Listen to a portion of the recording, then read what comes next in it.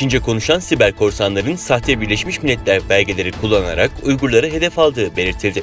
Korsanların Uygur toplumundaki özellikle insan hakları konularına ilgi duyan, bu konularda araştırma yapmak isteyen kişileri hedef aldığına dikkat çekildi. Siber güvenlik şirketi Checkpoint'in yayınladığı raporda Çince konuşan hackerların Çin ve Pakistan'da yaşayan Uygur toplumu üyelerinin cihazlarına sahte Birleşmiş Milletler belgeleri üzerinden zararlı virüsler yüklemeye çalıştığı kaydedildi. Raporda korsanların hedefledikleri kişilerin saldırıya uğrama korkularını da kullanarak gönderdikleri kötü amaçlı belgeleri açmadan önce yine içinde zararlı yazılım bulunan sahte bir antivirüs tarayıcısını işleterek kandırmaya çalıştıkları tespit edildi. Checkpoint grup yöneticisi Uygurların veya saldırmaya çalıştıkları insanların yüksek bir güvenlik bilincine sahip olduklarını anlıyorlar ve bundan yararlanıyorlar. Karşıdakilerin paranoyalarını yine kendi hedefleri için kullanıyorlar yorumunda bulundu. Raporda geçen yıldan beri devam eden siber saldırı kampanyasının arkasında kimlerin olduğundan tam emin olunmamakla birlikte başta Çin ve Pakistan'da bulunanlar olmak üzere dünyadaki Uygur toplumu üyelerinin hedef alındığının altı çizildi.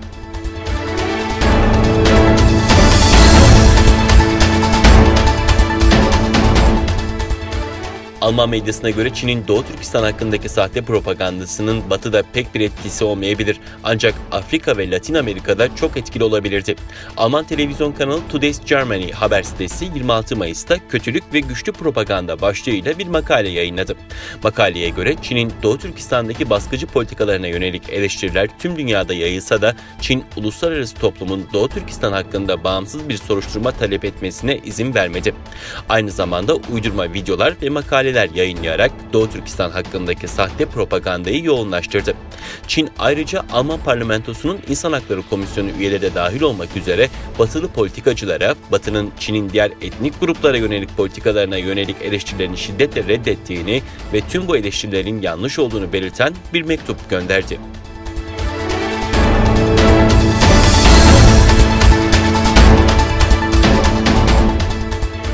Çin, Biden'ın koronavirüsün kökenine dair soruşturmaları yoğunlaştırma talimatına tepki gösterdi.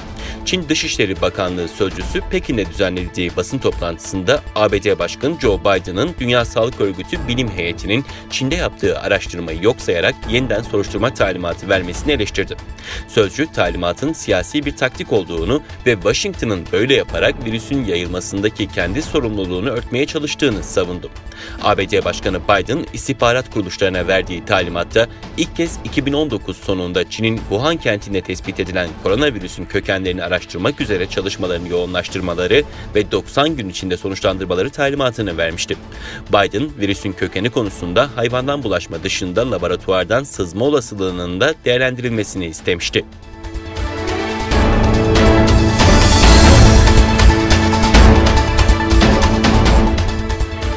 ABD'nin yeni yönetimi Çin'le ilk üst düzey ticaret görüşmesini gerçekleştirdi. ABD ticaret temsilcileri Catherine Tai ve Çin Başbakan Yardımcısı Liu He arasında bir telefon görüşmesi gerçekleşti. Böylece ticaret konusundaki anlaşmazlıkları gidermeye çalışan iki taraf, Biden'ın göreve geldiği Ocak ayından beri ilk üst düzey görüşmeyi gerçekleştirdi. Çin Ticaret Bakanlığı'ndan yapılan açıklamada karşılıklı saygı çerçevesinde faydalı, samimi ve yapıcı bir görüşme gerçekleştiği belirtildi. ABD Ticaret Temsilciliğinden de bir açıklama geldi ve ticaret temsilcisi Catherine Tai görüşmede Biden-Harris yönetiminin ticaret politikasını, ABD-Çin arasındaki ticari ilişkilere dair gözlemlerini ve bu konudaki çeşitli endişelerini paylaştı denildi.